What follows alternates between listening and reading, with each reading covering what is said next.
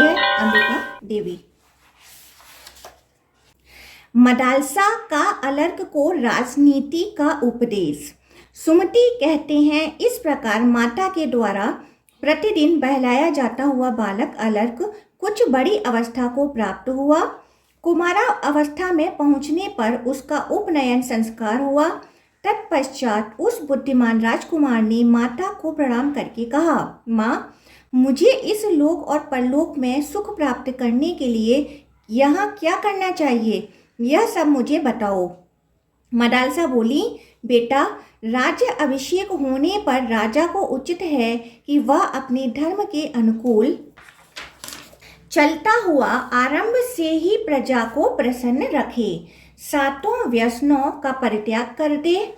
सातों व्यसनों यहाँ पर दिया हुआ है, कटु वचन बोलना, कठोर दंड देना, धन का अपव्यय करना, मदिरा पीना, स्त्रियों में आसक्ति रखना, शिकार खेलने में व्यर्थ समय लगाना और जुआ खेलना, ये राजा के 7 व्यसन कहे गए हैं, क्योंकि वे राजा का मूलोच्छेद करने वाले हैं। अपनी गुप्त मंत्रणा के बाहर फूटने से उसके द्वारा लाभ उठाकर शत्रु आक्रमण कर देते हैं, अतः ऐसा न होने देकर शत्रुओं से अपनी रक्षा करें। जैसे रथी रथ की गति वक्र होने पर 8 प्रकार से नाश को प्राप्त होता है, उसके ऊपर 8 दिशाओं से प्रहार होने लगते हैं, उसी प्रकार गुप्त मंत्रणा के बाहर फूटने पर राजा के 8 वर्गों का निश्चय ही नाश होता है। यहाँ 8 वर्ग जो हैं वह हैं खेती की उन्नति, व्यापार की वृद्धि, दुर्ग निर्माण, पुल बनाना, जंगल से हाथी पकड़कर मंगवाना, खानों पर अधिकार प्राप्त करना, अधीन राजाओं से कर लेना और निर्जन प्रदेश को आबाद करना, ये 8 वर्ग कहलाते हैं। राजा के 8 वर्गों का निश्चय ही नाश होता है। राजा को इस बात का भी पता लगाते रहना चाहिए कि शत्रु द्वारा उत्पन्न किए गए दोष से अथवा शत्रुओं के बहकावे में आकर अपने मंत्रियों में से कौन दुष्ट हो गया है और कौन अदुष्ट, कौन अपना साथी है और कौन शत्रु से मिला हुआ। इसी प्रकार बुद्धिमान चर नियुक्त करके शत्रु के चरों पर भी प्रयत्नपूर्वक दृष्टि रखनी चाहिए। राजा को अपने मित्रों तथा माननीय बंधु बांधवों पर भी पूर्णतः विश्वास नहीं करना चाहिए, किंतु काम आ पड़ने पर उसे शत्रु पर भी विश्वास कर लेना चाहिए। किस अवस्था में शत्रु पर चढ़ाई न करके अपने स्थान पर स्थित रहना उचित है, क्या करने से अपनी वृद्धि होगी और किस कार्य से अपनी हानि होने की संभावना है, इन सब बातों का राजा को ज्ञान होना चाहिए। वह 6 गुणों का उपयोग करना जाने, और यहाँ 6 गुण हैं, संधि, विग्रह, यान, आसन, द्वैधी भाव और समाश्रय। यह 6 गुण हैं। इनमें शत्रु से मेल रखना संधि, उससे लड़ाई छेड़ना विग्रह, आक्रमण करना यान, अवसर की प्रतीक्षा में बैठे रहना आसन, दुरंगी नीति बरतना द्वैधी भाव और अपने से बलवान राजा की शरण लेना समाश्रय कहलाता है। का उपयोग करना जाने और कभी काम के अधीन ना हो। राजा पहले अपनी आत्मा को फिर मंत्रियों को जीते, तत्पश्चात अपने भरण पोषण पाने वाले कुटुंबी जनों एवं सेवकों के हृदय अधिकार प्राप्त करे, तदंतर पूर्ववासियों को अपने गुणों से जीते। यह सब हो जाने पर शत्रुओं के साथ विरोध करे। जो इन सब को जीते बिना ही शत्रुओं पर विजय पाना चाहता है, वह अपनी आत्मा तथा मंत्रियों पर अधिकार न रखने के कारण शत्रु समुदाय के वश में पड़कर कष्ट भोगता है। राजा को पहले काम आदि शत्रुओं को जीतने की चेष्टा करनी चाहिए। उनके जीत लेने पर विजय अवश्य भावी हो है। यदि राजा ही उनके वश में हो गया तो वह नष्ट हो जाता है। काम, क्रोध, लोभ, मद, मान और हर्ष ये राजा का विनाश करने वाले शत्रु हैं। राजा पांडु काम में आसक्त होने के कारण मारे गए तथा अनुराग क्रोध के कारण ही अपने पुत्र से हाथ धो बैठा।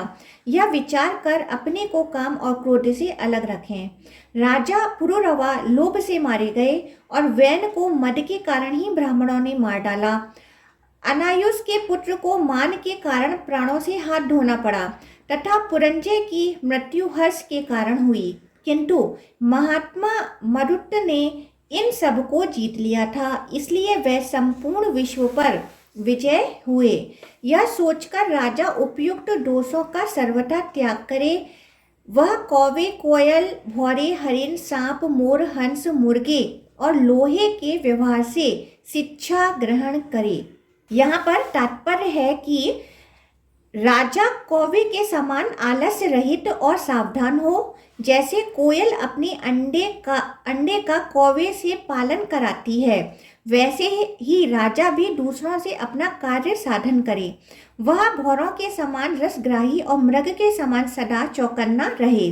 जैसे सर्प बड़ा बड़ा फन निकालकर दूसरों को डराता और मेढकों को चुपके से निगल जाता है, उसी प्रकार राजा दूसरों पर आतंक जमाए रहे और सहसा आक्रमण करके शत्रु को अपने अधीन कर ले। जैसे मोर अपने समेटे हुए पंख को कभी कभी फैलाता है, उसी प्रकार राजा भी समय अनुसार अपने संकुचित सैन्य और बल का विस्तार करे।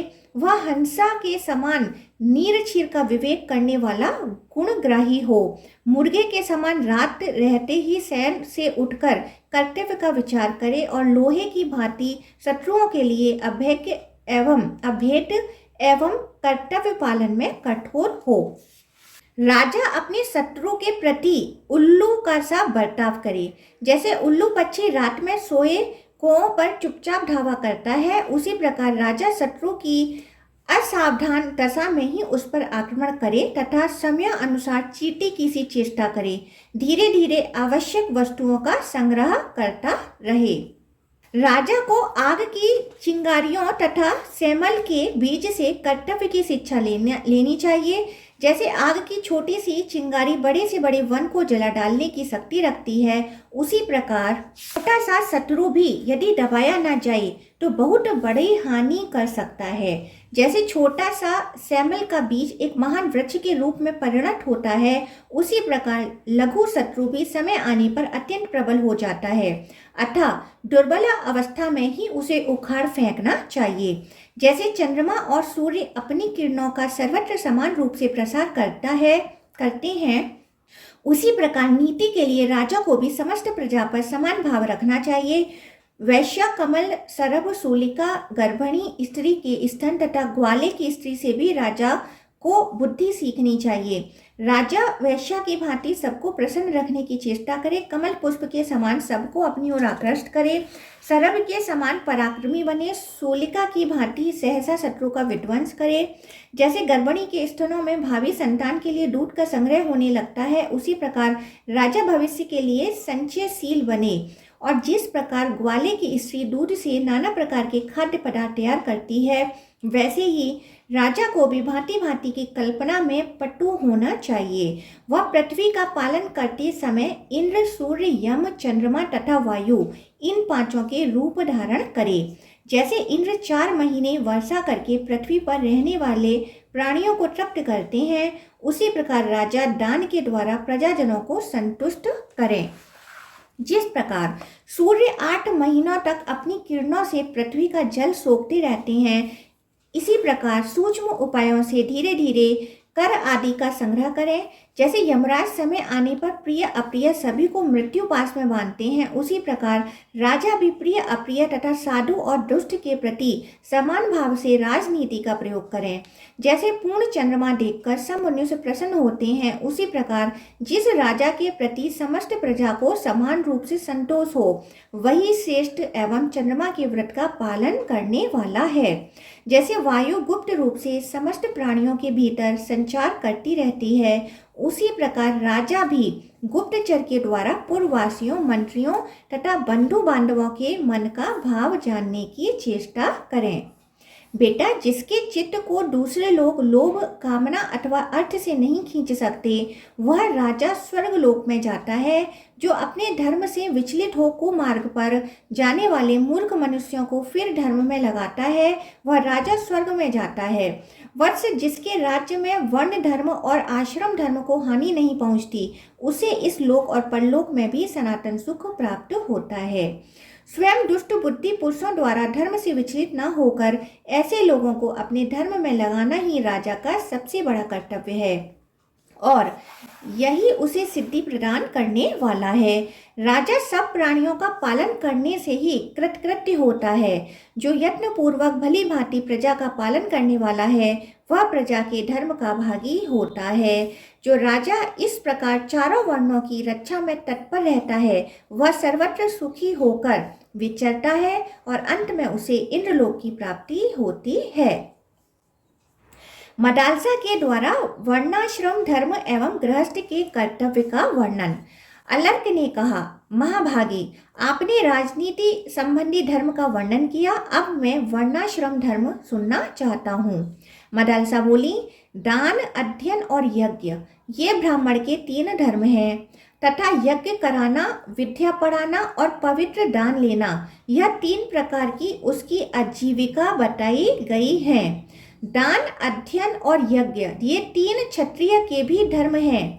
पृथ्वी की रक्षा तथा शस्त्र ग्रहण करके जीवन निर्वाह करना यह उसकी जीविका है। वैश्य के भी दान, अध्ययन और यज्ञ ये तीनों ही धर्म हैं। व्यापार, पशुपालन और खेती ये उसकी जीविका है। दान, यज्ञ और द्विजातियों की सेवा यह 3 प्रकार का धर्म शूद्र के लिए बताया गया है। शिल्प कर्म, द्विजातियों की सेवा और खरीद बिक्री ये उसकी जीविका है। इस प्रकार ये वर्ण धर्म बतलाए गए हैं। अब आश्रम धर्मों का वर्णन सुनो। यदि मनुष्य अपनी वर्ण धर्म से भ्रष्ट न हो तो वह उसके द्वारा उत्तम सिद्धि को प्राप्त होता है और निषिद्ध कर्मों के आचरण से वह मृत्यु के पश्चात नरक में पड़ता है। उपनयन संस्कार होने पर ब्रह्मचारी बालक गुरु के घर में निवास करे। वहां उसके लिए जो धर्म बताया गया है वह सुनो। ब्रह्मचारी वेदों का स्वाध्याय करें, अग्निहोत्र करें, त्रिकाल स्नान करें, भिक्षा के लिए भ्रमण करें, भिक्षा में मिला हुआ अन्न गुरु को निवेदित करके उनकी आज्ञा के अनुसार ही सदा उसका उपयोग करें। गुरु के कार्य में सदा उद्यत रहें, भली भांति उन्हें प्रसन्न रखें। गुरु के बुलाने पर एकाग्र चित्त से तत्परता पूर्वक पढ़ें। गुरु के मुख से 1, 2 या संपूर्ण वेदों का ज्ञान प्राप्त करके गुरु के चरणों में प्रणाम करें और उन्हें गुरु दक्षिणा देकर गृहस्थ आश्रम में प्रवेश करें। इस आश्रम में आने का उद्देश्य होना चाहिए गृहस्थ आश्रम संबंधी धर्मों का पालन अथवा अपनी इच्छा के अनुसार वह वानप्रस्थ या संन्यास आश्रम में प्रवेश करें अथवा वहीं गुरु के घर में सदा निवास करते हुए ब्रह्मचर्य निष्ठता को प्राप्त हों, नैष्ठिक ब्रह्मचारी बन जाएं। गुरु के न रहने पर उनके पुत्र की और पुत्र के न रहने पर उनके प्रधान शिष्यों की सेवा करें। अभिमान शून्य होकर ब्रह्मचर्य आश्रम में रहें। जब गृहस्थ आश्रम में आने की इच्छा लेकर ब्रह्मचर्य आश्रम से निकलें तब अपने अनुरूप निरोग स्त्री से विधि पूर्वक विवाह करें। वह स्त्री अपने समान गोत्र और प्रवर की न हो, उसके किसी अंग में न्यूनाधिकता अथवा कोई विकार न हो। गृहस्थ आश्रम का ठीक ठीक संचालन करने के लिए ही विवाह करना चाहिए। अपने पराक्रम से धन पैदा करके देवता, पितर एवं अतिथियों को भक्ति पूर्वक भली भांति तृप्त करें तथा अपने आश्रितों का भरण पोषण करते रहें। भृत्य पुत्र कुल की स्त्रियां दीन, अंध और पतित मनुष्यों को तथा पशु पक्षियों को भी यथाशक्ति अन्न देकर उनका पालन करें। गृहस्थ का यह धर्म है कि वह ऋतु काल में स्त्री सहवास करे, अपनी शक्ति के अनुसार 5 यज्ञों का अनुष्ठान न छोड़े, अपने विभव के अनुसार पितर, देवता, अतिथि एवं कुटुंबी जनों के भोजन करने से बचे हुए अन्न को ही स्वयं भृत्य जनों के साथ बैठकर आदर पूर्वक ग्रहण करे। यह मैंने संक्षेप से गृहस्थ आश्रम के धर्म का वर्णन किया है। अब वानप्रस्थ के धर्म का वर्णन करती हूँ, ध्यान देकर सुनो। बुद्धिमान पुरुष को उचित है कि वह अपनी संतान को देखकर तथा देह झुकी जा रही है इस बात का विचार करके आत्मशुद्धि के लिए वानप्रस्थ आश्रम में जाए। वहाँ वन के फल मूलों का उपभोग करे और तपस्या से शरीर को सुखाता रहे। पृथ्वी पर सोए ब्रह्मचर्य का पालन करे, देवताओं, पितरों और अतिथियों की सेवा में संलग्न रहे। अग्निहोत्र, त्रिकाल स्नान तथा जटा वल्कल धारण करे, सदा योगा अभ्यास में लगा रहे और वनवासियों पर स्नेह रखे। इस प्रकार यह पापों की शुद्धि तथा आत्मा का उपकार करने के लिए वानप्रस्थ आश्रम का वर्णन किया है। अब चतुर्थ आश्रम का स्वरूप बतलाती हूँ, सुनो। धर्मज्ञ महात्माओं ने इस आश्रम के लिए जो धर्म बतलाया है वह इस प्रकार है। सब प्रकार की आसक्तियों का त्याग, ब्रह्मचर्य का पालन, क्रोध शून्यता, जितेंद्रियता, एक स्थान पर अधिक दिनों तक न रहना, किसी कर्म का आरंभ न करना, भिक्षा में मिले हुए अन्न का एक बार भोजन करना, आत्मज्ञान होने की इच्छा को जगाए रखना तथा सर्वत्र आत्मा का दर्शन करना, यह मैंने चतुर्थ आश्रम का धर्म बतलाया है। अब अन्य अन्य वर्णों तथा आश्रमों के सामान्य धर्म का वर्णन सुनो। सत्य, शौच, अहिंसा, दोष दृष्टि का अभाव, क्षमा, क्रूरता का अभाव, दीनता का न होना तथा संतोष धारण करना, ये वर्ण और आश्रमों के धर्म संक्षेप से बताए गए हैं। जो पुरुष अपने वर्ण और आश्रम संबंधी धर्म को छोड़कर उसके विपरीत आचरण करता है वह राजा के लिए दंडनीय है। जो मानव अपने धर्म का त्याग करके पाप कर्म में लग जाते हैं उनकी उपेक्षा करने वाले राजा के इष्ट और आपूर्त धर्म नष्ट हो जाते हैं। यहाँ इष्ट और आपूर्त का अर्थ है, इष्ट है देव पूजा, अग्निहोत्र तथा यज्ञ यागादि कर्म इष्ट कहलाते हैं, और कुआं और बावली खुदवाना, बगीचे लगवाना तथा धर्मशाला बनवाना आदि कार्य आपूर्त धर्म के अंतर्गत हैं। बेटा, गृहस्थ धर्म का आश्रय लेकर मनुष्य इस संपूर्ण जगत का पोषण करता है और उससे मनोवांछित लोगों को जीत लेता है। पितर, मुनि, देवता, भूत, मनुष्य, कृमि, कीट, पतंग, पशु, पक्षी तथा असुर, ये सभी गृहस्थ से ही जीविका चलाते हैं। उसी के दिए हुए अन्न पान से तृप्ति लाभ करते हैं तथा क्या यह हमें भी कुछ देगा, इस आशा से सदा उसका मुंह ताकते रहते हैं। वत्स, वेद त्रयी रूप धेनु सबकी आधारभूत हैं। उसी में संपूर्ण विश्व प्रतिष्ठित है तथा वही विश्व की उत्पत्ति का कारण मानी गई हैं। ऋग्वेद उसकी पीठ, यजुर्वेद उसका मध्य भाग तथा सामवेद उसका मुख और गर्दन है। इष्ट और आपूर्त धर्म ही उसके दो सींग हैं। अच्छी अच्छी सूक्तियां ही उस धेनु के रोम हैं। शांति कर्म गोबर और पुष्टि कर्म उसका मूत्र है। आकार आदि वर्ण उसके अंगों के आधारभूत चरण हैं। संपूर्ण जगत का जीवन उसी से चलता है। वह वेद त्रयी रूप धेनु अच्छे हैं, उसका कभी क्षय नहीं होता। स्वाहा देवयज्ञ, स्वधा पितृयज्ञ, वसटकार ऋषि आदि की प्रसन्नता के लिए किए जाने वाले यज्ञ तथा हंतकार अतिथि यज्ञ, ये उसके चार स्तन है। स्वाहा रूप स्तन को देवता, स्वधा को पितर, वसटकार को मुनि तथा हंतकार रूप स्तन को मनुष्य सदा पीते रहते हैं। इस प्रकार यह त्रयमयी धेनु सबको तृप्त करती है। जो मनुष्य उन देवता आदि की वृत्ति का उच्छेद करता है वह अत्यंत पापचारी है। उसे अंध तमिस्त्र एवं तमिस्त्र नरक में गिरना पड़ता है। जो इस धेनु को उसके देवता आदि बछड़ों से मिलाता है और उन्हें उचित समय पर पीने का अवसर देता है वह स्वर्ग में जाता है।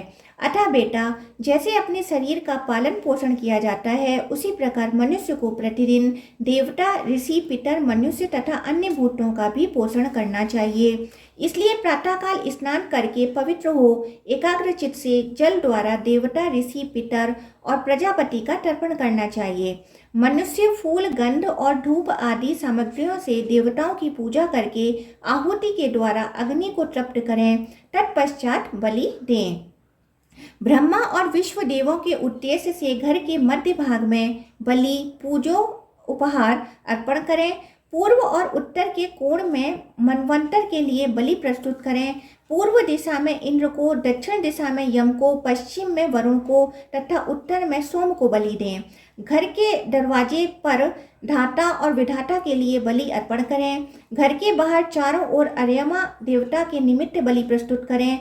निशाचरों और भूतों को आकाश में बलि दें। गृहस्थ पुरुष एकाग्रचित्त हो दक्षिण दिशा की ओर मुंह करके तत्परता पूर्वक पितरों के उद्देश्य से पिंड दें। तदंतर विद्वान पुरुष जल देकर उन्हीं उन्हीं स्थानों पर उन्हीं उन्हीं देवताओं के उद्देश्य से आचमन के लिए जल छोड़ें।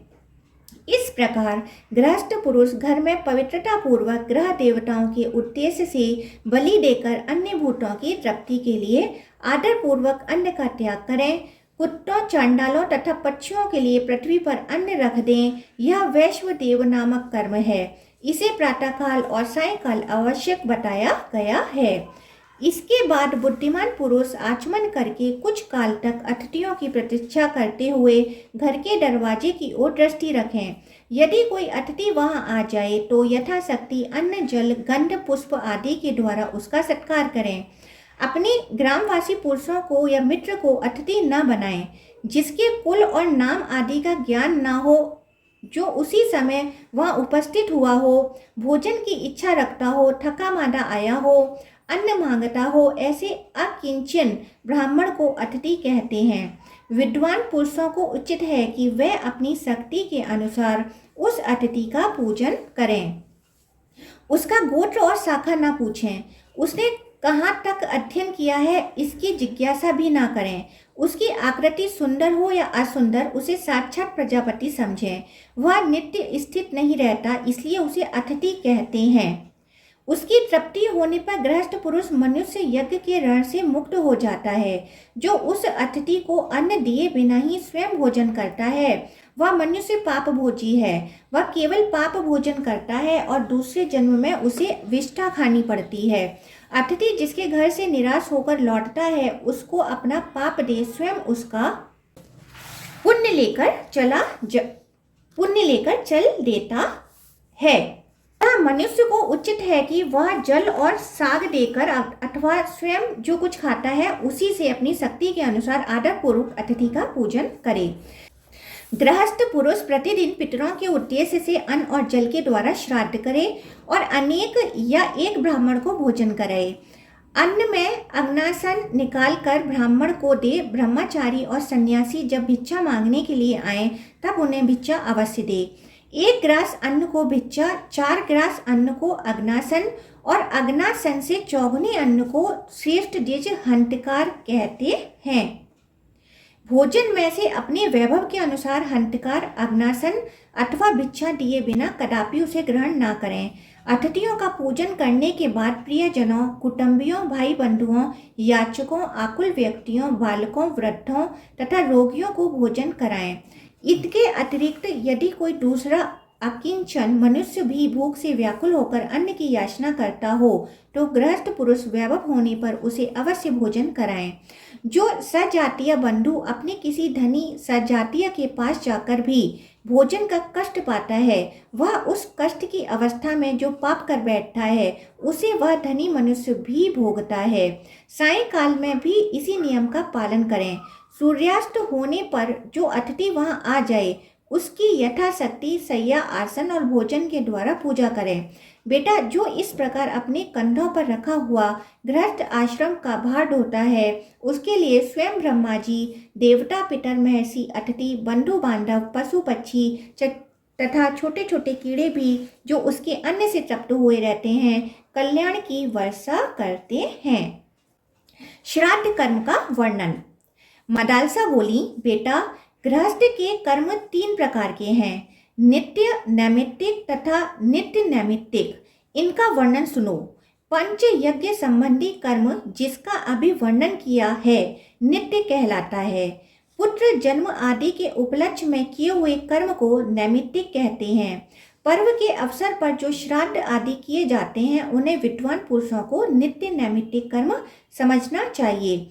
उनमें से नैमित्तिक कर्म का वर्णन करती हूँ। आभूदेय श्राद्ध नैमित्तिक कर्म है जिसे पुत्र जन्म के अवसर पर जात कर्म संस्कार के साथ करना चाहिए। विवाह आदि में भी जिस क्रम से वह बताया गया है भली भांति उसका अनुष्ठान करना उचित है। नांदी मुख नाम के जो पितर हैं उन्हीं का इसमें पूजन करना चाहिए और उन्हें दधि मिश्रित जौ के पिंड देने चाहिए। उस समय यजमान को एकाग्रचित्त होकर उत्तर या पूर्व की ओर मुंह करके बैठना चाहिए। कुछ लोगों का मत है कि इसमें बलि वैश्वदेव कर्म नहीं होता। अभिद्यक श्राद्ध में युग्म ब्राह्मणों को निमंत्रित करना और प्रदक्षिणा पूर्वक उनका पूजन करना उचित है। यह वृद्धि के अवसरों पर किया जाने वाला नैमित्तिक श्राद्ध है। इससे भिन्न और वह दैहिक श्राद्ध है जो मृत्यु के पश्चात किया जाता है। मृत व्यक्ति जिस दिन तिथि में मरा हो उस तिथि को एकोदिष्ट श्राद्ध करना चाहिए। उसका वर्णन सुनो। उसमें विश्व देवों की पूजा नहीं होती। एक ही पवित्रक का उपयोग किया जाता है। आवाहन तथा अग्नोकरण की क्रिया भी नहीं होती। ब्राह्मण के उच्छिदिष्ट के समीप प्रेत को तिल और जल के साथ अपसव्य होकर जनेऊ को दाहिने कंधे पर डालकर उसके नाम गोत्र का स्मरण करते हुए एक पिंड देना चाहिए।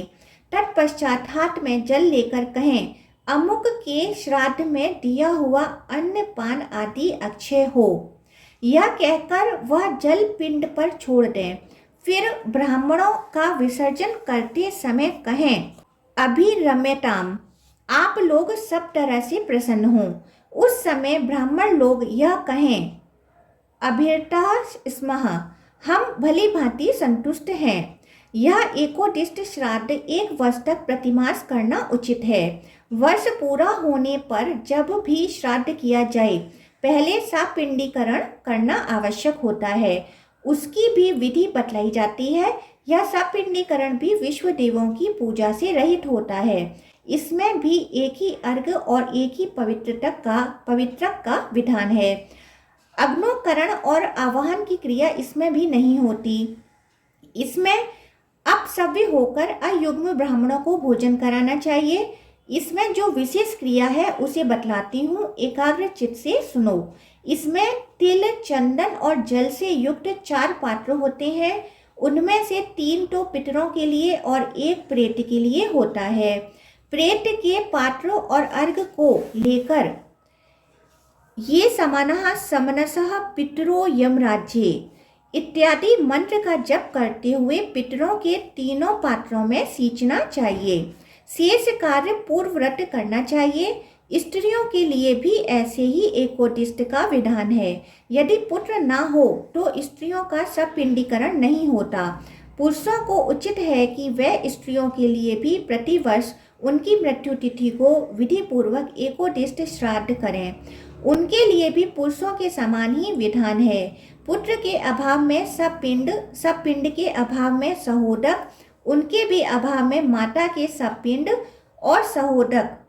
सपिंड का यहाँ पर अर्थ है पिता से लेकर ऊपर की 7 पीढ़ी तक और माता से लेकर नाना आदि 5 पीढ़ी तक सपिंडता मानी जाती है। किसी के मत में 6 पीढ़ी ऊपर और 6 पीढ़ी नीचे तक के लोग सपिंड की गणना में आते हैं। सपिंड और सहोदक का अर्थ है यहाँ जिनकी 11वीं से लेकर 14वीं तक ऊपर की पीढ़ी एक हो वह सहोदक या समानोदक कहलाते हैं। इस विधि को पूर्ण करें। जिसके कोई पुत्र नहीं है उसका श्राद्ध उसके दोहित्र कर सकते हैं। पुत्री के पुत्र नाना का नैमित्तिक श्राद्ध करने के भी अधिकारी हैं। जिनकी दृश्यामुष्यारण संज्ञा है। यहाँ दृश्यामुष्यारण का अर्थ है वह पुत्र जो एक से तो उत्पन्न हुआ हो और दूसरे के द्वारा दत्तक के रूप में ग्रहण किया हो और दोनों पिता उसको अपना पुत्र मानते हों। दृश्यामुष्यायण दोनों का कहलाता है। ऐसा पुत्र दोनों को पिंडदान देता है और दोनों की संपत्ति का अधिकारी होता है। संज्ञा है ऐसे पुत्र नाना और बाबा दोनों का नैमित्तिक श्राद्धों में भी विधि पूर्वक पूजन कर सकते हैं। कोई भी ना हो तो स्त्रियां ही अपने पतियों का मंत्रोच्चारण किए बिना श्राद्ध कर सकती हैं। वह भी ना हो तो राजा अपने कुटुंबी मनुष्य से अथवा मृतक के सजातीय मनुष्यों द्वारा दाह आदि संपूर्ण क्रियाएं पूर्ण करावे, क्योंकि राजा सब वर्णों का बंधु होता है। सपिंडीकरण के पश्चात पिता के प्रपितामह लेप भाग भोजी पितरों की श्रेणी में चले जाते हैं। उन्हें पितृ पिंड पाने का अधिकार नहीं रहता।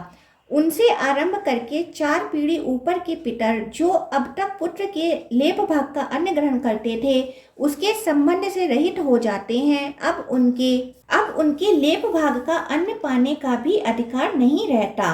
वे संबंधहीन अन्न का उपभोग करते हैं। पिता, पितामह और प्रपितामह इन 3 पुरुषों को पिंड के अधिकारी समझना चाहिए। इनसे अर्थात पिता के पितामह से ऊपर जो 3 पीढ़ी के पुरुष हैं वे लेप भाग के अधिकारी हैं। इस प्रकार 6 ये और 7वां यजमान सब मिलाकर 7 पुरुषों का घनिष्ठ संबंध होता है, ऐसा मुनियों का कथन है। यह संबंध यजमान से लेकर ऊपर के लेप भाग भोजी पितरों तक माना जाता है। इनसे ऊपर के सभी पितर पूर्वज कहलाते हैं। इनमें से जो नरक में निवास करते हैं, जो पशु पक्षी की योनि में पड़े हैं तथा जो भूत प्रेत आदि के रूप में स्थित हैं, उन सबको विधि पूर्वक श्राद्ध करने वाला यजमान तृप्त करता है। किस प्रकार तृप्त करता है यह बतलाता हूँ, सुनो। मनुष्य पृथ्वी पर जो अन्न बिखेरते हैं उससे पिशाच योनि में पड़े हुए पितरों की तृप्ति होती है।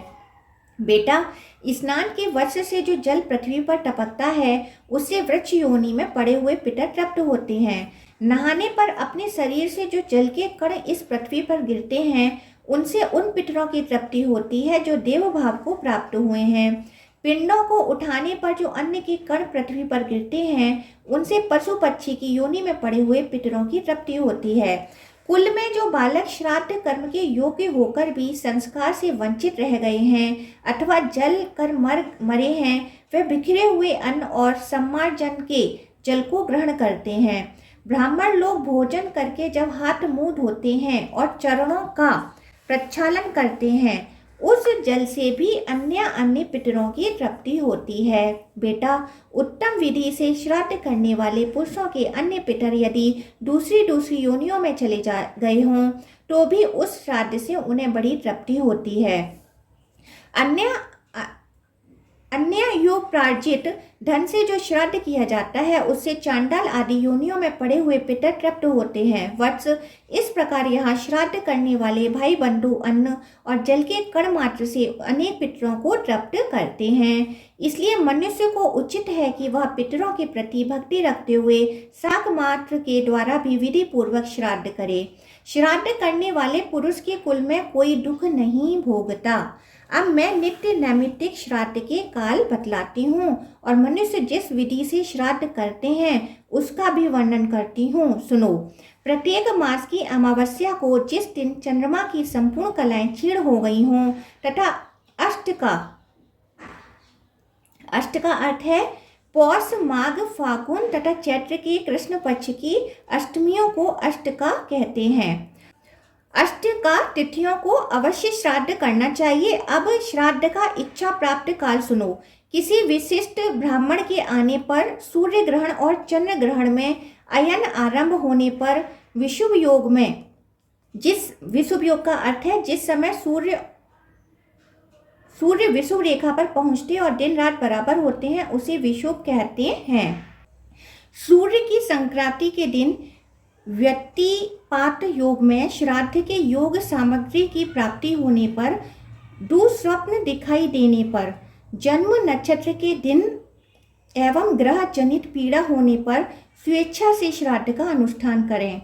श्रेष्ठ ब्राह्मण, श्रोत्रिय, योगी, वेदज्ञ, ज्येष्ठ सामग, ऋणाचिकेत का अर्थ है द्वितीय कठ के अंतर्गत अयम वावः यह पवते इत्यादि 3 ऋणाचिकेत नामक अनुवाकों को पढ़ने या उसका अनुष्ठान करने वाला। त्रिमुड का अर्थ है मधु, वाता इत्यादि ऋचा का अध्ययन और मधु व्रत का आचरण करने वाला। त्रिसुपर्णी का अर्थ है ब्रह्मा, मेतु, माम इत्यादि 3 अनुवाकों का अध्ययन करना और तत्संबंधी व्रत करने वाला।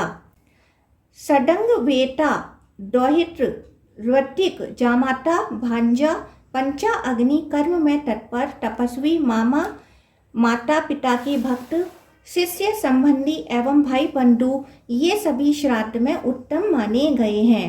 इन्हें निमंत्रित करना चाहिए। धर्म भ्रष्ट, रोगी, हीनांग, अधिकांग, 2 बार ब्याही गई स्त्री के गर्भ से उत्पन्न काना, पति के जीते जी जात पुरुष से पैदा की हुई संतान, पति के मरने पर पुरुष से उत्पन्न हुई संतान, मित्रद्रोही, खराब नखों वाला, नपुंसक, काले दांतों वाला, कुरूप, पिता के द्वारा कलंकित, चुगलखोर, सोमरस बेचने वाला, कन्या को दूषित करने वाला, वैद्य, गुरु एवं माता पिता का त्याग करने वाला, वेतन लेकर पढ़ाने वाला, शत्रु, जो पहले दूसरे पुरुष की पत्नी रह चुकी हो, ऐसी स्त्री का पति, वेदा अध्ययन तथा अग्निहोत्र का त्याग करने वाला, शूद्र जातीय स्त्री के पति होने के दोष से दूषित तथा शास्त्र विरुद्ध कर्म में लगे रहने वाले अन्य द्विज श्राद्ध में त्याग देने योग्य हैं। पहले बताए हुए श्रेष्ठ द्विजों को देव यज्ञ अथवा श्राद्ध में एक दिन पहले ही निमंत्रण देना चाहिए। उसी समय से ब्राह्मणों तथा श्राद्धकर्ता को भी संयम से रहना चाहिए। जो श्राद्ध में दान देकर अथवा श्राद्ध में भोजन करके मैथुन करता है, उसके रजवीर्य में 1 मास तक पितरों को शयन करना पड़ता है। जो स्त्री सहवास करके श्राद्ध में जाता और खाता है, उसके पितर उसी के वीर्य और मूत्र का 1 मास तक आहार करते हैं। इसलिए बुद्धिमान पुरुष को एक दिन पहले ही ब्राह्मणों के पास निमंत्रण भेजना चाहिए। यदि पहले दिन ब्राह्मण न मिल सकें तो भी श्राद्ध के दिन स्त्री प्रसंगी ब्राह्मणों को कदापि भोजन न कराएं, बल्कि समय पर भिक्षा के लिए स्वतः पधारे हुए संयमी यतियों को नमस्कार आदि से प्रसन्न करके शुद्ध चित्त से भोजन कराएं। जैसे शुक्ल पक्ष की अपेक्षा कृष्ण पक्ष पितरों को विशेष प्रिय है, वैसे ही पूर्वाह्न की अपेक्षा अपराह्न उन्हें अधिक प्रिय है। घर पर आए हुए ब्राह्मणों का स्वागत पूर्वक पूजन करके उन्हें पवित्र युक्त हाथ से आचमन कराने के बाद आसनों पर बैठावें। श्राद्ध में विषम और देव यज्ञ में सम संख्या के ब्राह्मणों को निमंत्रित करें अथवा अपनी शक्ति के अनुसार दोनों कार्यों में एक ब्राह्मण को भोजन कराएं। यही बात माता महों के श्राद्ध में भी होनी चाहिए। विश्व देवों का श्राद्ध भी ऐसा ही है। कुछ लोगों का ऐसा मत है कि पितरों और माता महों के विश्व देव कर्म पृथक पृथक है। देव श्राद्ध में ब्राह्मणों को पूर्वाभिमुख और पितृ श्राद्ध में उत्तराभिमुख बैठाना चाहिए।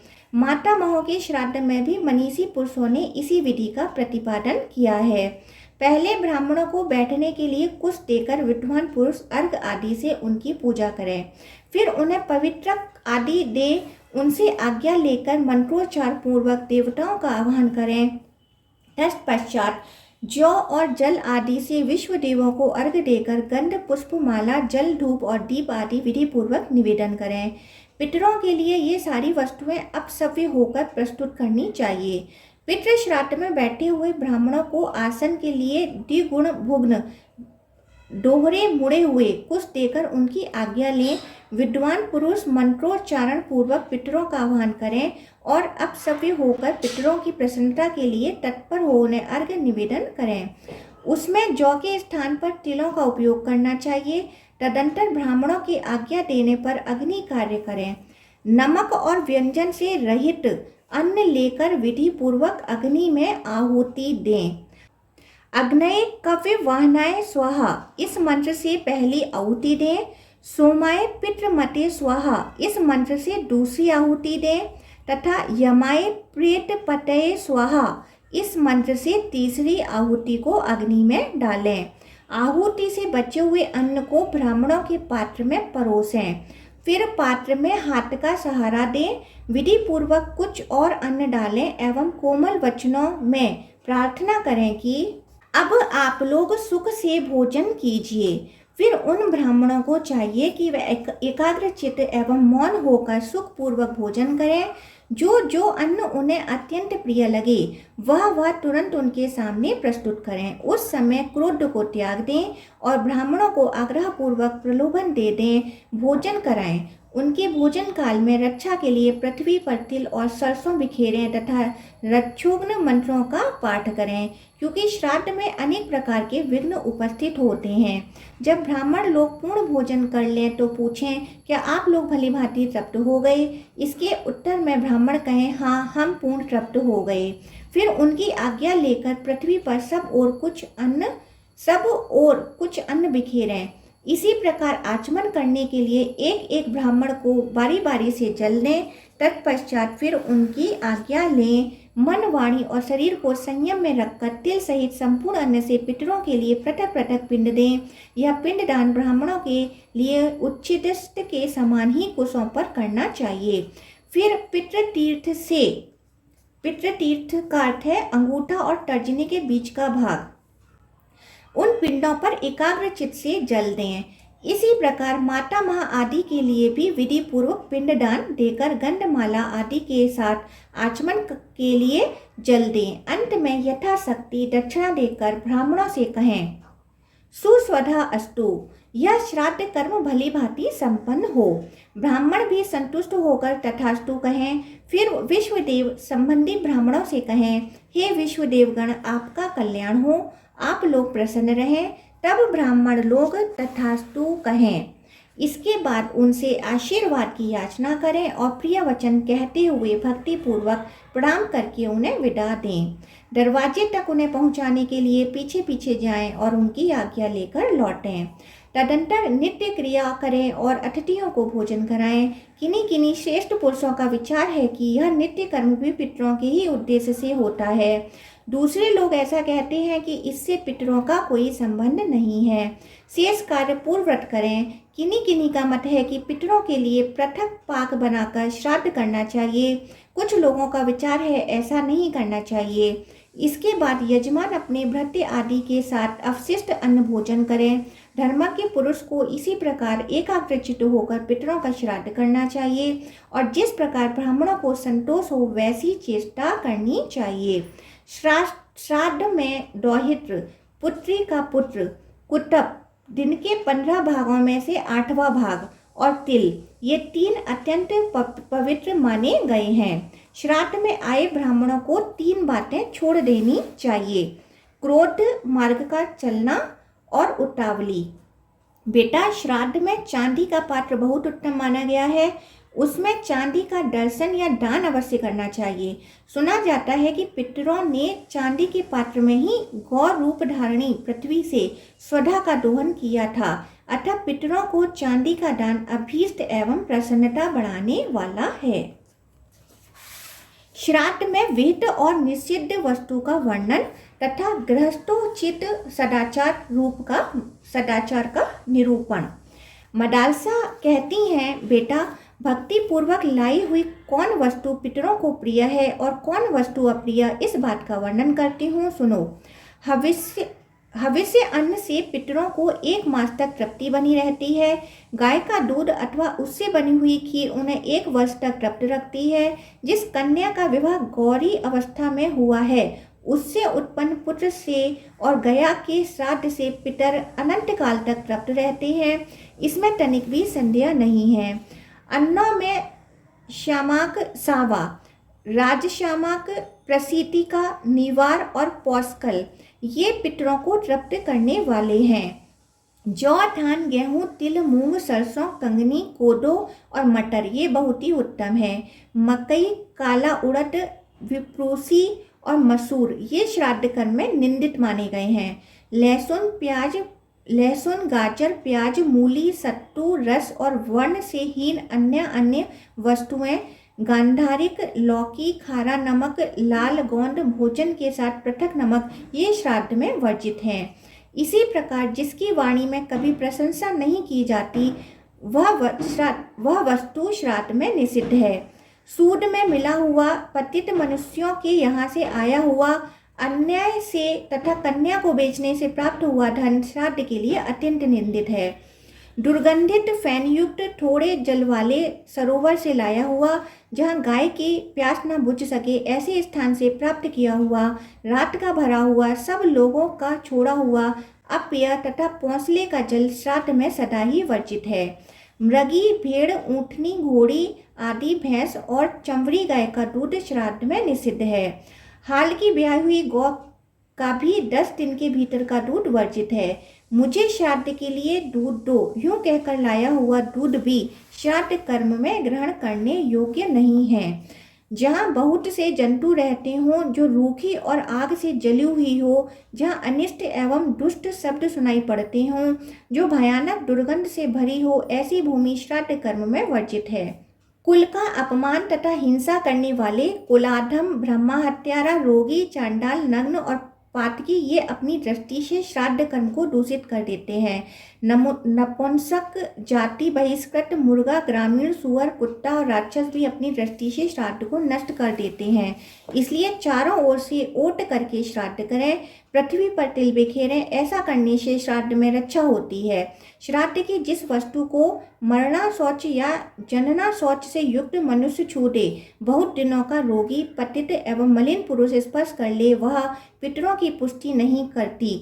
इसलिए श्राद्ध में ऐसी वस्तु का त्याग करना चाहिए। रजस्वला स्त्री की दृष्टि श्राद्ध में वर्जित है। सन्यासी और जुआरियों का आना जाना भी रोकना चाहिए। जिसमें बाल और कीड़े पड़ गए हों, जिसमें कुत्तों ने देख लिया हो, जो बासी एवं दुर्गंधित हो, ऐसी वस्तु का श्राद्ध में भी उपयोग ना करें। बैगन और शराब का भी त्याग करें। जिस अन्न पर पहने हुए वस्त्र की हवा लग जाए, वह भी श्राद्ध में वर्जित है। पितरों को उनके नाम और गोत्र का उच्चारण करके पूर्ण श्राद्ध के साथ जो कुछ दिया जाता है, वह जैसा आहार करते होते हैं उसी रूप में उन्हें प्राप्त होता है। इसलिए पितरों की तृप्ति चाहने वाले श्रद्धालु पुरुष को उचित है कि जो वस्तु उत्तम हो वही श्राद्ध में सुपात्र ब्राह्मण को दान करें।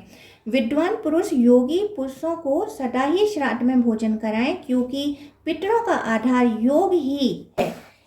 इसलिए योगियों का सर्वदा पूजन करें। 1000 ब्राह्मणों की अपेक्षा यदि एक ही योगी को पहले भोजन करा दिया जाए, तो वह पानी से नौका की भांति यजमान और श्राद्ध भोजी ब्राह्मणों का भव सागर से उद्धार कर देता है। इस विषय में ब्रह्मवादी पुरुष उस पितृगाथा का गान किया करते हैं, जिसे पूर्व काल में राजा पुरुरवा के पितरों ने गाया था। हमारी वंश परंपरा में किसी को ऐसा श्रेष्ठ पुत्र कब उत्पन्न होगा जो योगियों को भोजन कराने से बचे हुए अन्न को लेकर पृथ्वी पर हमारे लिए पिंड देगा, अथवा गया में जाकर उत्तम भविष्य का पिंड, सामयिक शाक एवं तिल मिली हुई खिचड़ी देगा। ये वस्तुएं हमें 1 मास तक तृप्त रखने वाली हैं। त्रयोदशी तिथि और मघा नक्षत्र में विधि पूर्वक श्राद्ध करें तथा दक्षिणायन में मधु और घी से मिली हुई खीर दें। इसलिए पुत्र संपूर्ण कामनाओं की प्राप्ति तथा पाप से मुक्ति चाहने वाले प्रत्येक मनुष्य को उचित है कि वह भक्ति पूर्वक पितरों की पूजा करे। श्राद्ध में तृप्त किए हुए पितर मनुष्यों पर वसु, रुद्र, आदित्य, नक्षत्र, ग्रह और तारों की प्रसन्नता का संपादन करते हैं। श्राद्ध में तृप्त पितर आयु, प्रज्ञा, धन, विद्या, स्वर्ग, मोक्ष, सुख तथा राज्य प्रदान करते हैं। बेटा, इस प्रकार गृहस्थ पुरुष को हव्य से देवताओं का, कव्य श्राद्ध से पितरों का और अन्न से अतिथियों एवं भाई बंधुओं का पूजन करना चाहिए। इनके सिवा भूत प्रेत, समस्त भृत्यगण, पशु पक्षी, चींटी, वृक्ष तथा अन्य याचकों की तृप्ति भी सदाचारी गृहस्थ पुरुषों को करनी चाहिए। जो नित्य नैमित्तिक क्रियाओं का उल्लंघन करके पूजन करता है, वह पाप भोगता है। अलर्क बोले, माता जी, आपने पुरुष के नित्य नैमित्तिक तथा नित्य नैमित्तिक ये 3 प्रकार के कर्म बतलाए। अब मैं आपके मुंह से सदाचार का वर्णन सुनना चाहता हूँ, जिसका पालन करने वाला मनुष्य इस लोक और परलोक में भी सुख पाता है। मदालसा ने कहा, बेटा, गृहस्थ पुरुष को सदा ही सदाचार का पालन करना चाहिए। आचारहीन मनुष्य को न इस लोक में सुख मिलता है न परलोक में। जो सदाचार का उल्लंघन करके मनमाना बर्ताव करता है, उस पुरुष का कल्याण यज्ञ, दान और तपस्या से भी नहीं होता। दुराचारी पुरुष को इस लोक में बड़ी आयु नहीं मिलती। अतः सदाचार के पालन का सदा ही यत्न करें। सदाचार बुरे लक्षणों का नाश करता है। वत्स, अब मैं सदाचार का स्वरूप बतलाती हूँ, तुम एकाग्रचित्त होकर सुनो और उसका पालन करो। गृहस्थ को धर्म, अर्थ और काम तीनों के साधन का यत्न करना चाहिए। उनके सिद्ध होने पर उसे इस लोक और परलोक में भी सिद्धि प्राप्त होती है। मन को वश में करके अपनी आय का 1/4 भाग पारलौकिक लाभ के लिए संग्रहित करें। आधे भाग से नित्य नैमित्तिक कार्यों का निर्वाह करते हुए अपना भरण पोषण करें तथा एक चौथाई भाग अपने लिए मूल पूंजी के रूप में रखकर उसे बढ़ावें। बेटा, ऐसा करने से धन सफल होता है। इसी प्रकार पाप की निवृत्ति तथा पारलौकिक उन्नति के लिए विद्वान पुरुष धर्म का अनुष्ठान करें। ब्रह्मा मुहूर्त में उठें, उठकर धर्म और अर्थ का चिंतन करें। अर्थ के कारण जो शरीर को कष्ट उठाना पड़ता है उसका भी विचार करें। फिर वेद के तात्विक अर्थ पर ब्रह्मा परमात्मा का स्मरण करें। इसके बाद शयन से उठकर नित्य कर्म से निर्वत हों। स्नान आदि से पवित्र होकर मन को संयम में रखते हुए पूर्वाभिमुख बैठें और आचमन करके संध्या उपासना करें। प्रातः काल की संध्या उस समय आरंभ करें जब तारे दिखाई देते हों। इसी प्रकार सायंकाल की संध्या उपासना सूर्यास्त से पहले ही विधि पूर्वक आरंभ करें। आपत्ति काल के सिवा और किसी समय उसका त्याग न करें।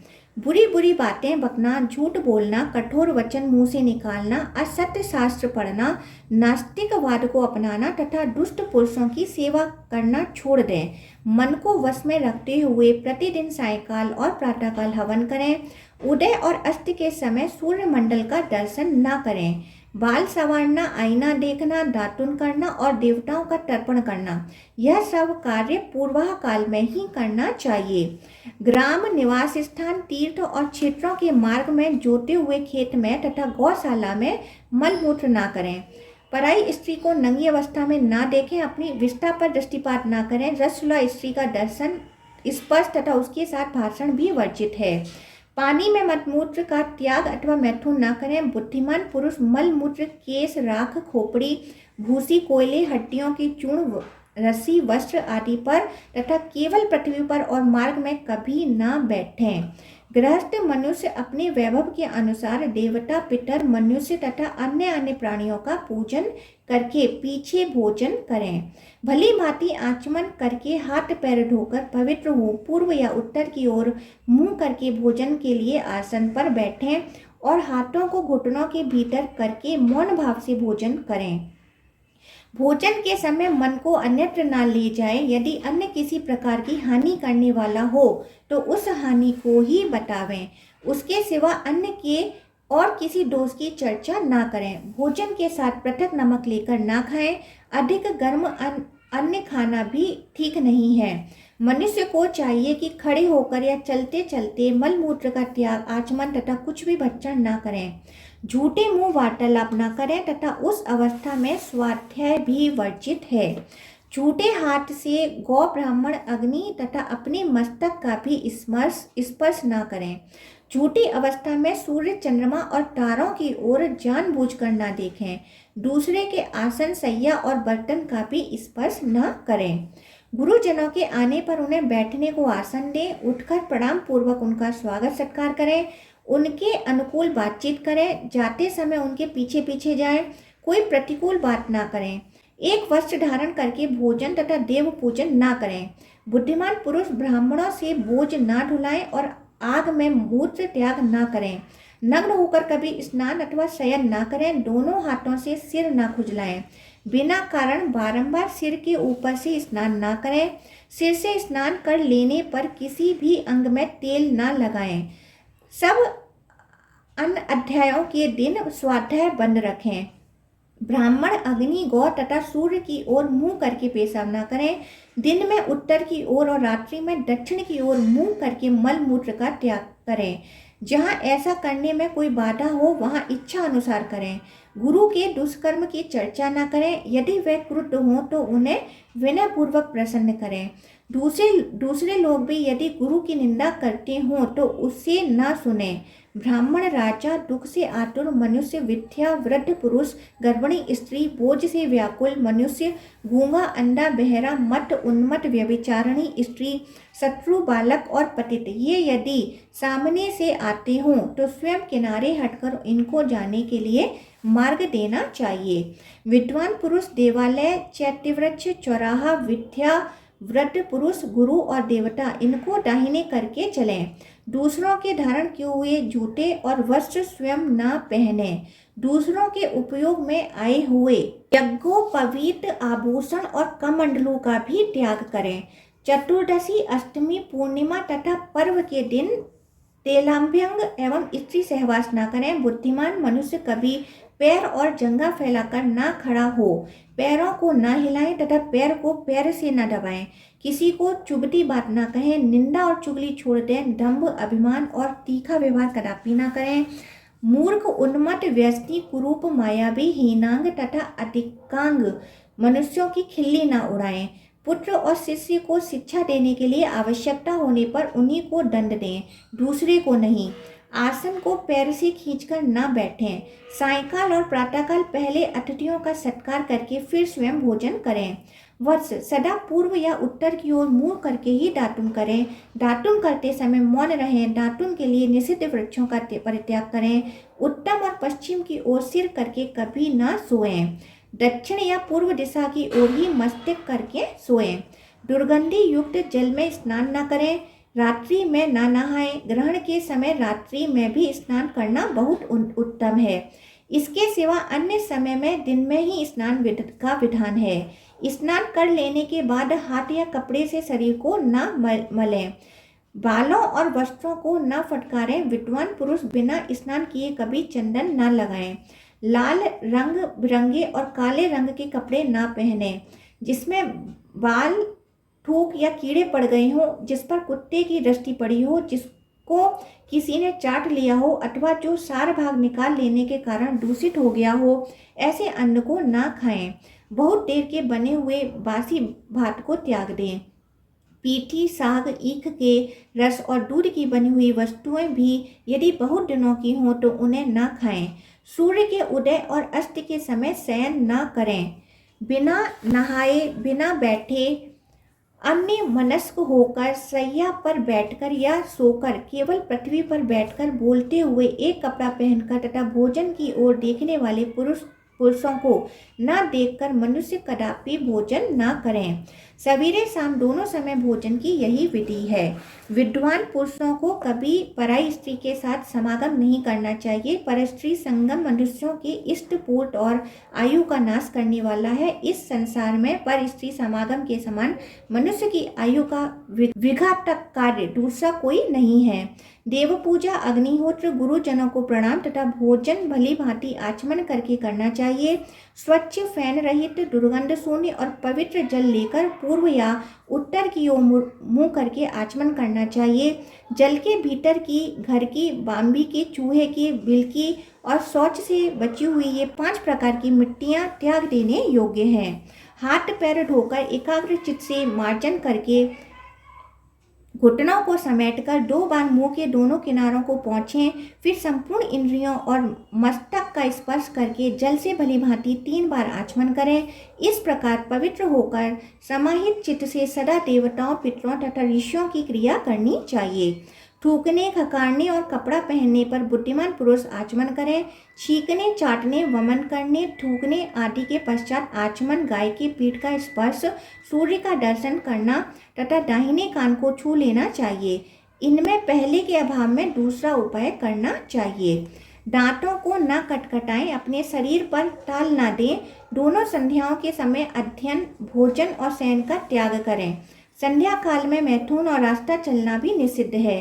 बेटा, पूर्वा काल में देवताओं का, मध्याह्न काल में मनुष्यों, अतिथियों का तथा अपराह्न काल में पितरों का भक्ति पूर्वक पूजन करना चाहिए। सिर से स्नान करके देव कार्य या पितृ कार्य में प्रवृत्त होना उचित है। पूर्व या उत्तर की ओर मुंह करके क्षौर कराएं। उत्तम कुल में उत्पन्न होने पर भी जो कन्या किसी अंग से हीन, रोगणी, विकृत रूप वाली, पीले रंग की, अधिक बोलने वाली तथा सबके द्वारा निंदित हो, उसके साथ विवाह न करें। जो किसी अंग से हीन न हो, जिसकी नासिका सुंदर हो तथा जो सभी उत्तम लक्षणों से सुशोभित हो, वैसी ही कन्या के साथ कल्याणकामी पुरुष को विवाह करना चाहिए। पुरुष को उचित है कि स्त्री की रक्षा करे, दिन में शयन और मैथुन न करे, दूसरों को कष्ट देने वाला कार्य न करे, किसी जीव को पीड़ा न दे। रसोला स्त्री 4 रातों तक सभी वर्ण के पुरुषों के लिए त्याज्य है। यदि कन्या का जन्म रोकना हो तो 5वीं रात में भी इसी सहवास न करें। 6ठी रात आने पर स्त्री के पास जाएं, क्योंकि युग्म रात्रियां ही इसके लिए श्रेष्ठ हैं। युग्म रात्रियों में स्त्री सहवास से पुत्र का जन्म होता है और अयुग्म रात्रियों में गर्भाधान करने से कन्या उत्पन्न होती है। अतः पुत्र की इच्छा रखने वाला पुरुष युग्म रात्रियों में ही स्त्री के साथ शयन करे। पूर्वाह्न में मैथुन करने से विधर्मी और संध्या काल में करने से नपुंसक पुत्र उत्पन्न होता है। बेटा हजामत बनवाने, वमन होने, स्त्री प्रसंग करने तथा शमशान भूमि में जाने पर वस्त्र सहित स्नान करें। देवता, वेद, द्विज, साधु, सच्चे महात्मा, गुरु, पतिव्रता, यज्ञकर्ता और तपस्वी इनकी निंदा अथवा परिहास न करें। यदि कोई उद्दंड मनुष्य ऐसा करता हो तो उसकी बात सुने भी नहीं।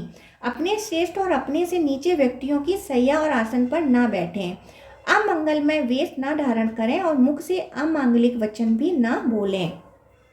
स्वच्छ वस्त्र पहने और श्वेत पुष्पों की माला धारण करें। उद्वंद, उन्मत्त, अविनीत, शीलहीन, चोरी आदि से दूषित, अधिक अपव्ययी, लोभी, वैरी, उल्टा के पति, अधिक बलवान, अधिक दुर्बल, लोक में निंदित तथा सब पर संदेह करने वाले लोगों से कभी मित्रता ना करें। साधु, सदाचारी, विद्वान, चुगली न करने वाले, सामर्थ्यवान तथा उद्योगी पुरुषों से मित्रता स्थगित करें। विद्वान पुरुष वेद विद्या एवं व्रत में निष्णात पुरुषों के साथ बैठें। मित्र, दीक्षा प्राप्त पुरुष, राजा, स्नातक, ससुर तथा ऋतिक इन 6 पूजनीय पुरुषों का घर आने पर पूजन करें। जो द्विज संवत्सर व्रत को पूरा करके घर पर आवे, उनकी अपने वैभव के अनुसार यथा समय आलस्य त्याग करके पूजा करें और कल्याणकामी पुरुष उनकी आज्ञा का पालन करने के लिए सदा उद्यत रहें। बुद्धिमान पुरुष को चाहिए कि उन ब्राह्मणों के फटकारने पर भी कभी उनके साथ विवाद न करें। घर के देवताओं का यथास्थान भली भांति पूजन करके अग्नि स्थान पूर्वक उसमें आहुति दें। पहली आहुति ब्रह्मा को, दूसरी प्रजापति को, तीसरी गुहा को, चौथी कश्यप को तथा 5वीं अनुमति को दें। फिर पूर्व कथा अनुसार ग्रह बलि देकर वैश्व देव बलि दें। देवताओं के लिए पृथक पृथक स्थान का विभाग करके उनके लिए बलि अर्पित करें। उसका क्रम बतलाती हूँ, सुनो। एक पात्र में पहले पर्जन्य, जल और पृथ्वी को 3 बलि दें। फिर प्राची आदि प्रत्येक दिशा में वायु को बलि देकर क्रमशः उन दिशाओं के नाम से भी बलि समर्पित करें। तत्पश्चात ब्रह्मा, अंतरिक्ष, सूर्य, विश्वदेव, विश्वभूत, उषा तथा भूतपति को क्रमशः बलि दें। फिर पितृभ्य स्वधा नमः कहकर दक्षिणा दिशा में अपसव्य होकर पितरों के निमित्त बलि दें। फिर पात्र से अन्न का शेष भाग और जल लेकर यच्छुमैतते निर्निर्जनम इस मंत्र से वायव्य दिशा में उसे विधि पूर्वक छोड़ दें। तदंतर रसोई के अन्न से अग्नासन तथा हंतकार निकालकर उन्हें विधि पूर्वक ब्राह्मण को दें। देवता आदि के सब कर्म उनके तीर्थ से ही करने चाहिए। ब्रह्मा तीर्थ से आचमन करना चाहिए। दाहिने हाथ में अंगूठे के उत्तर ओर और एक रेखा होती है, वह ब्रह्मा तीर्थ के नाम से प्रसिद्ध है, उसी से आचमन करना उचित है। तर्जनी और अंगूठी के बीच का भाग पितृ तीर्थ कहलाता है। नांदी मुख पितरों को छोड़कर अन्य सब पितरों को उसी तीर्थ से जल आदि देना चाहिए। उंगलियों के अग्रभाग में देव तीर्थ है, उससे देव कार्य करने का विधान है। कनिष्ठिका के मूल भाग में काय तीर्थ है, उससे प्रजापति का कार्य किया जाता है। इस प्रकार इन तीर्थों से सदा देवताओं और पितरों के कार्य करने चाहिए, अन्य तीर्थों से कदापि नहीं। ब्रह्मा तीर्थ से आचमन उत्तम माना गया है। पितरों का तर्पण पितृ तीर्थ से, देवताओं का देव तीर्थ से और प्रजापति का काय तीर्थ से करना श्रेष्ठ बताया गया है। नांदी मुख के पितरों के लिए पिंडदान और तर्पण प्रजापत्य तीर्थ से करना चाहिए। विद्वान पुरुष एक साथ जल और अग्नि न लें। गुरुजनों तथा देवताओं की ओर पाव न फैलाएं। बछड़े को दूध पिलाती हुई गाय को न छेड़ें। अंजलि से पानी ना पिएं, शौच के समय विलंब ना करें, मुख से आग ना फूकें। बेटा, जहाँ ऋण देने वाला धनी, वैद्य, श्रोत्रिय, ब्राह्मण तथा जल पूर्ण नदी ये चार ना हो वहाँ निवास नहीं करना चाहिए। जहाँ शत्रु विजयी, बलवान और धर्मपरायण राजा हो वहीं विद्वान पुरुष को निवास करना चाहिए। दुष्ट राजा के राज्य में सुख कहाँ? जहाँ दुर्धर्ष राजा, उपजाऊ भूमि, संयमी एवं न्यायशील पुरवासी और ईर्ष्या न करने वाले लोग हों वहीं का निवास भविष्य में सुखदायक होता है। जिस राष्ट्र में किसान बहुत हों किंतु वे अधिक भोगपरायण न हों तथा जहाँ सब तरह के अन्न पैदा होते हों वहीं बुद्धिमान पुरुष को रहना चाहिए। बेटा, जहाँ विजय का इच्छुक, पहले का शत्रु तथा सदा उत्सव मनाने में ही लगे रहने वाले लोग ये तीन सदा रहते हों वहाँ निवास न करें। विद्वान पुरुष को ऐसा ही स्थानों पर सदा निवास करना चाहिए जहाँ के सहवासी सुशील हों। राज्य, ग्रह, द्रव्य शुद्धि, अशौच, निर्णय तथा कर्तव्य का वर्णन। मदालसा कहती हैं, बेटा अब त्याज्य और ग्रह वस्तुओं का प्रकरण आरंभ करती हूँ, सुनो। घी अथवा तेल में पका हुआ अन्न बहुत देर का बना हुआ अथवा बासी भी हो तो वह भोजन करने योग्य है। गेहूँ, जौ, गौ रस की बनी हुई वस्तुएं तेल घी में न बनी हो तो भी वह पूर्वव्रत ग्राह्य है। शंख, पत्थर, सोना, चांदी, रस्सी, कपड़ा, साग, मूल, फल, विडल, बांस के बने हुए टोकरे आदि, मणि, हीरा, मूंगा, मोती तथा मनुष्यों के शरीर की शुद्धि जल से होती है। लोहे के हथियारों की शुद्धि पानी से धोने से तथा पत्थर या सान पर रगड़ने से होती है। जिस पात्र में तेल या घी रखा गया हो उसकी सफाई गर्म जल से होती है। सूप, धान्य राशि, मृगचर्म, मूसल, ओखली तथा कपड़ों के ढेर की शुद्धि जल छिड़कने मात्र से हो जाती है। वल्कल, वस्त्र, जल और मिट्टी से शुद्ध होते हैं। तृण, काष्ठ और औषधियों की शुद्धि जल छिड़कने से होती है। भेड़ के ऊन से बने कपड़े और केस यदि दोष युक्त हो गए हों तो उनकी शुद्धि सरसों अथवा तिल की खली जल से होती है। इसी प्रकार रुई के बने कपड़े पानी और क्षार से शुद्ध होते हैं। मिट्टी के बर्तन दोबारा पकाने से शुद्ध होते हैं। भिक्षा में प्राप्त अन्न, कारीगर का हाथ, बाजार में बिकने के लिए आई हुई साख आदि वस्तुएं, स्त्रियों का मुख, गली में आई हुई वस्तु जिसके गुण दोष का ज्ञान न हो ऐसी वस्तु और सेवकों की लाई हुई चीज सदा शुद्ध मानी गई है। जिसके शिशु ने अभी दूध पीना नहीं छोड़ा हो ऐसी स्त्री तथा दुर्गंध और बुदबुदों से रहित बहता हुआ जल स्वाभाविक शुद्ध है। समय अनुसार अग्नि से तपाने, बुहारने, गायों के चलने फिरने, लीपने, जोतने और सींचने से भूमि की शुद्धि होती है। बुहारने से और देवताओं की पूजा करने से घर शुद्ध होता है। जिस पात्र में बाल या कीड़े पड़े हों, जिसे गाय ने सूंघ लिया हो तथा जिसमें मक्खियां पड़ी हों उसकी शुद्धि राख और मिट्टी से मलकर जल द्वारा धोने से होती है। तांबे का बर्तन खटाई से, राग और सीसा राख से और कांसे के बर्तनों की शुद्धि राख और जल से होती है। जिस पात्र में कोई अपवित्र वस्तु पड़ गई हो और उसे मिट्टी और जल से तब तक धोएं जब तक कि उसकी दुर्गंध दूर न हो जाए, इससे वह शुद्ध होता है। पृथ्वी पर प्राकृतिक रूप से वर्तमान जल जिसमें एक गाय की प्यास बुझ सके शुद्ध माना गया है। गली में पड़ा हुआ वस्त्र वायु के लगने से शुद्ध होता है। धूल, अग्नि, घोड़ा, गाय, छाया, किरणें, वायु, जल के छींटे और मक्खी आदि ये सब अशुद्ध वस्तु के संसर्ग में आने पर भी शुद्ध ही रहते हैं। बकरे और घोड़े का मुख शुद्ध माना गया है किंतु गाय का नहीं।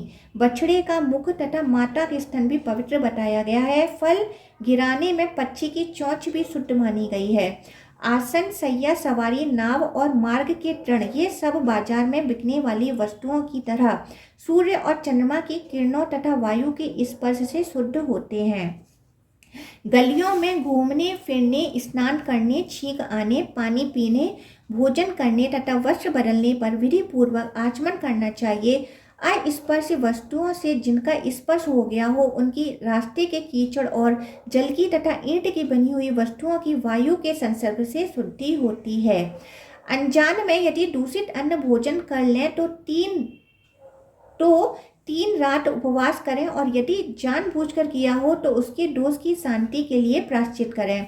मनुष्य की गीली हड्डी का स्पर्श करके स्नान करने से शुद्धि होती है और सूखी हड्डी का स्पर्श कर लेने पर केवल आचमन करके गाय का स्पर्श या सूर्य का दर्शन करने से मनुष्य शुद्ध हो सकता है। बुद्धिमान पुरुष रक्त, खंकार तथा उपटन को न लांगे और असमय उद्वान आदि के भीतर कदापि न ठहरें। लोक निंदित विधवा स्त्री से वार्तालाप न करें। झूठन, मलमूत्र और पैरों के धोवन को घर से बाहर फेंकें। दूसरे के खुदाए हुए पोखरे आदि जल में 5 लोटा मिट्टी निकाले बिना स्नान न करें। देवता संबंधी सरोवरों तथा गंगा आदि नदियों में सदा ही स्नान करें। देवता, पितर, उत्तम शास्त्र, यज्ञ और मंत्र आदि की निंदा करने वाले पुरुषों से स्पर्श और वार्तालाप करने पर सूर्य के दर्शन से शुद्धि होती है। रसुला स्त्री, अंत्यज, पतित, मृतक, धर्मी, प्रसूता स्त्री, नपुंसक, वस्त्रहीन, चांडाल, मुर्दा ढोने वाले तथा पर स्त्रीगामी पुरुषों को देखकर विद्वान पुरुषों को इसी प्रकार सूर्य के दर्शन से आत्मशुद्धि करनी चाहिए। अभज्य पदार्थ, नव प्रसूता स्त्री, नपुंसक, बिलाव, चूहा, कुत्ता, मुर्गा, पतित, जाति बहिष्कृत, चांडाल, मुर्दा ढोने वाला, रसुला स्त्री, ग्रामीण, सुअर तथा अशौच दूषित मनुष्यों को छू लेने पर स्नान करने से शुद्धि होती है। जिसके घर में प्रतिदिन नित्य कर्म की अवहेलना होती हो तथा जिसे ब्राह्मणों ने त्याग दिया हो वह नराधम महापापी है। नित्य कर्म का त्याग कभी ना करें। उसे न करने का बंधन तो केवल जनना शौच और वर्णा शौच में ही है। अशौच प्राप्त होने पर ब्राह्मण 10 दिन, क्षत्रिय 12 दिन तथा वैश्य 15 दिनों तक दान, होम आदि कर्मों से अलग रहें। शूद्र 1 मास तक अपना कर्म बंद रखें। तदंतर सब लोग अपने अपने शास्त्रोक्त कर्मों का अनुष्ठान करें। मृतक को गांव से बाहर ले जाकर उसका दाह संस्कार करने के बाद समान गोत्र वाले भाई बंधुओं को पहले, चौथे, 7वें और 9वें दिन प्रेत के लिए जल देना चाहिए तथा चौथे दिन उसकी चिता से राख और हड्डियों का संचय करना चाहिए। अस्थि संचय के बाद उसका अंग स्पर्श किया जा सकता है। फिर समानोदक पुरुष अपने सब कर्म कर सकते हैं, किंतु सपिंड लोग केवल स्पर्श के अधिकारी होते हैं। जिस दिन मृत्यु हुई हो उस दिन समानोदक और सपिंड दोनों का स्पर्श किया जा सकता है। वृक्ष, सर्प, गौ, डाढ़ों वाले जीव, शस्त्र, जल, फांसी, अग्नि, विष, पर्वत गिरने तथा उपवास आदि के द्वारा मृत्यु होने पर अथवा बालक, परदेशी एवं परिवारजन की मृत्यु होने पर तत्काल अशौच निर्वट हो जाता है तथा कुछ लोगों का मत है कि 3 दिनों तक अशौच रहता है। यदि सपिंडों में से एक की मृत्यु होने के बाद थोड़े ही दिनों में दूसरे की भी मृत्यु हो जाए तो पहले के अशौच में जितने दिन बाकी हों उतने ही दिनों के भीतर दूसरे का भी श्राद्ध आदि कर्म पूर्ण कर देना चाहिए। जनना शौच में भी यही विधि देखी जाती है। सपिंड तथा समानोदक व्यक्तियों में एक के बाद दूसरे का जन्म होने पर पहले के ही साथ दूसरे का भी अशौच निर्वट हो जाता है। पुत्र का जन्म होने पर पिता को वस्त्र सहित स्नान करना चाहिए। उसमें भी यदि एक के जन्म के बाद दूसरे का जन्म हो जाए तो पहले जन्मे हुए बालक के दिन पर ही दूसरे के भी शुद्धि बताई गई है। लोक में जो जो वस्तु अधिक प्रिय हो तथा घर में भी जो जो वस्तु अत्यंत प्रिय जान पड़े उसको अच्छे बनाने की इच्छा रखने वाले पुरुषों को उचित है कि वह उसे गुणवान व्यक्तियों को दें। अशौच के दिन पूरे हो जाने पर जल, वाहन, आयुध, चाबुक और दंड का स्पर्श करके सब वर्णों के लोग पवित्र हो अपने अपने वर्ण धर्म का अनुष्ठान करें, क्योंकि वह इस लोक और परलोक में भी कल्याण देने वाला है। तीनों वेदों का सर्वदा स्वाध्याय करें, विद्वान बने, धर्मानुसार धन का उपार्जन करें और उसे यत्न पूर्वक यज्ञ में लगावें। जिस कर्म को करते समय अपनी मन में घृणा न हो और जिसे महापुरुषों के सामने प्रकट करने में कोई संकोच न हो, ऐसा कर्म निसंक होकर करना चाहिए। बेटा, ऐसे आचरण वाले गृहस्थ पुरुषों को धर्म, अर्थ और काम की प्राप्ति होती है तथा इस लोक और परलोक में भी उसका कल्याण होता है। माता से इस प्रकार उपदेश ग्रहण करके राजा रटध्वज के पुत्र अलर्क ने युवावस्था में विधि पूर्वक अपना विवाह किया। उससे अनेक पुत्र उत्पन्न हुए। उसने यज्ञों द्वारा भगवान का यजन किया और हर समय वह पिता की आज्ञा का पालन करने में संलग्न रहता था। तदंतर बहुत समय के बाद बुढ़ापा आने पर धर्मपरायण महाराज रत्नध्वज ने अपनी पत्नी के साथ तपस्या के लिए वन में जाने का विचार किया और पुत्र का राज्य अभिषेक कर दिया।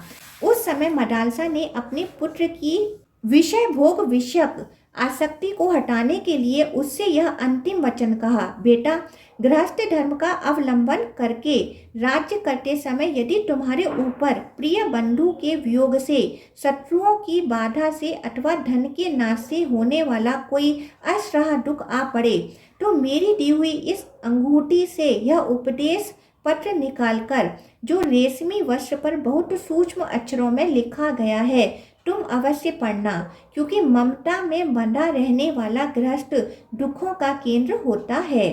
सुमति कहते हैं, यूं कहकर मदालसा ने अपने पुत्र को सोने की अंगूठी दी और गृहस्थ पुरुष के योग्य अनेक आशीर्वाद भी दिए।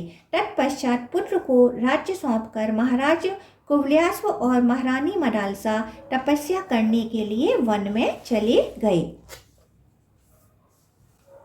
ओम नमो भगवते वासुदेवाय। ओम जगत जननी नमो नमः। ओम आदिशक्ति नमः।